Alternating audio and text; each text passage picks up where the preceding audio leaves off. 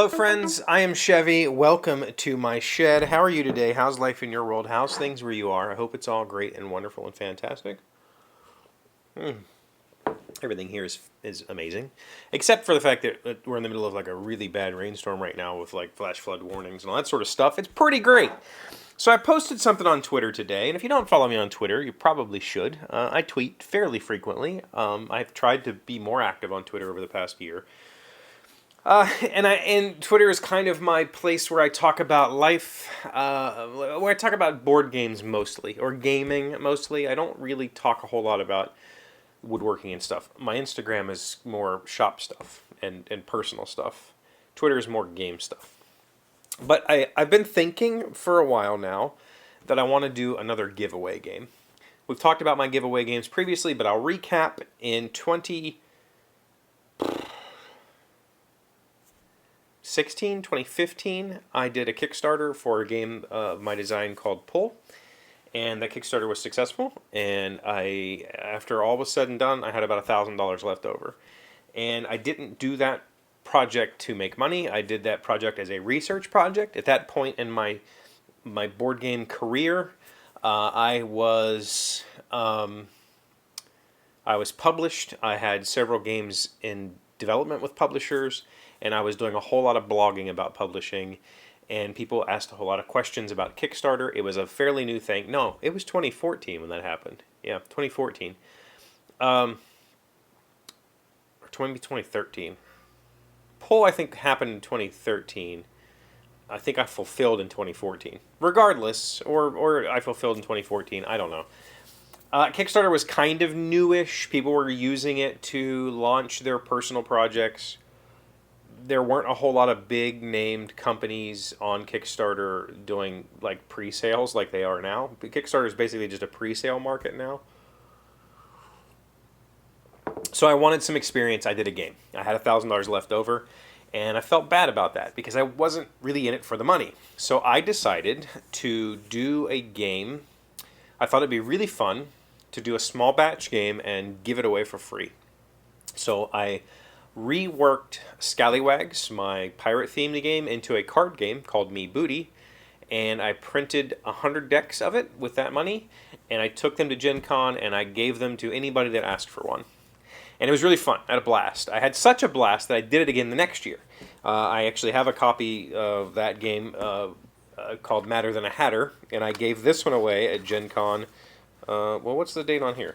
2015. So yeah, 2014 I gave away Me Booty. 2015 I gave away Madder Than a Hatter. And I had a blast doing this. And my intention was to do one every year. I was like, I'll do a giveaway game every year if I can figure out a way to afford it. This year, I did not have $1,000 left over from Kickstarter, but I did get some support from two gaming industry friends. I advertised for them, Matt Warden Games and Formal Ferret Games, and I think GameCrafter cut me a small discount as well.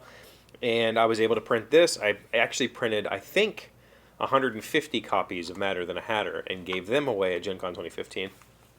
And then I haven't done it for the last 6 years. And I want to do it again. I want to do it. I want to do it right. I want to make more small box card games, or maybe even more than just this, and I want to give them away. I just had fun, a blast. So, a few weeks ago, we talked about my game designs, and I showed this. This is the very first card game I ever designed. It was designed as a tongue-in-cheek joke about my time working with United States Playing Cards on the X-Files card game. And it's a two-player version of Lunch Money, basically. That's what it comes down to. And I did it as a joke. It was the first game I had ever attempted, and it worked pretty well. It worked well enough that me and my friends played it a lot. So I've been thinking about retheming this and making it available somehow. And I think the answer is I give it away. I don't think that I'd feel comfortable selling this game. It's kind of dumb, right? It's kind of silly. It takes a little bit of faith on your part to play the game. It's not. I don't want to say you have to play the game correctly. Like that's not how that. It's a game. It's a functional math-based game, but it requires you to play it a little tongue in cheek, right? And so I've been thinking about it, and I've been thinking I was going to retheme it kind of around kingdoms, and the idea being that you're trying to gain population, or you're two maybe princes or you're two kings vying for one crown, like for a unification type thing, and so you're sabotaging each other and trying to gain it, or stem the tide of losing your population. And if you ever lose all of your population or all of your support, you lose, and if you get to a certain number, you win. That's the original game. The theme was not connected at all. It was just literally a math game. If you got the 0, you lost. Or at 27, you won.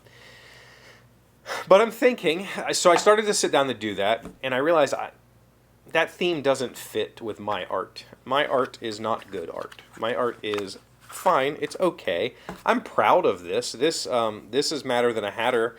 And I did little caricatures. I did all of the various hats, and I think I did them justice. When you look at this, this looks like a professionally produced product. I did all of it myself, 100%, graphic design and everything, logo, all me. But this is the level of things that I can do. And I don't think that I can do this with that kind of theme. I think that kind of theme, I almost need like medieval woodcut or something to pull that off. And while I could technically do woodcut, I have the tools, and I don't have enough time, right? I need to get this done and printed before Gen Con, which means I have to make decks, or I have to make all of the art and layout. I have to order them to check their, make sure they're okay. I have to write the rules. There's a whole lot of ancillary work that goes into making a game before October or September or whenever the hell Gen Con is this year. So I want to do it, but it's a question of, is it okay? I'm thinking I might make the theme, I posted this on Twitter, this is where this whole conversation comes from. I might make it like potatoes. Like you're trying to become the king of the potato patch or something. Make it like Tater King or Tater Wars, or make it something cartoony, like a cartoony theme. I can do that kind of artwork. I'm good at cartoon artwork.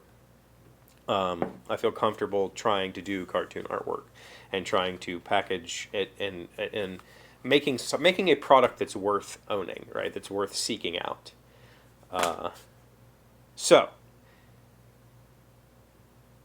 I guess the question I have is, how much do you judge artwork when you purchase games? I'm looking, I'm thinking about a few specific games that are wildly popular that I think have.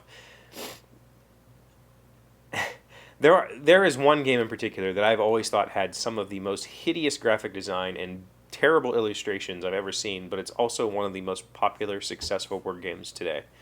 And it kind of blows my mind. And so I'm just curious, like, is it okay to make games with not great art? Or, because this is something I'm giving away for free. I can't afford to hire somebody. I'm not going to pay somebody for me to give a product away.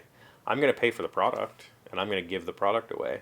But I can't afford to hire an artist, Is that okay?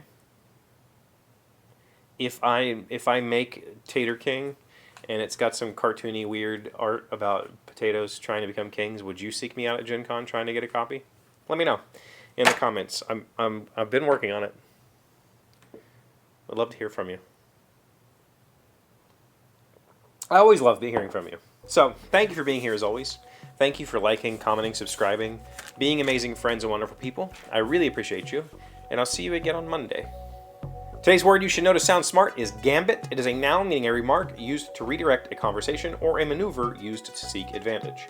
The catchphrase positively rejoices in being a formula, an accepted gambit, a ready-made reaction. John Gross, British literary critic. Gambit, G-A-M-B-I-T. A maneuver used to seek advantage. I agree with that, but I've always thought of it as like you're giving up a position of power to win the long run. Is that not? Maybe I'm wrong.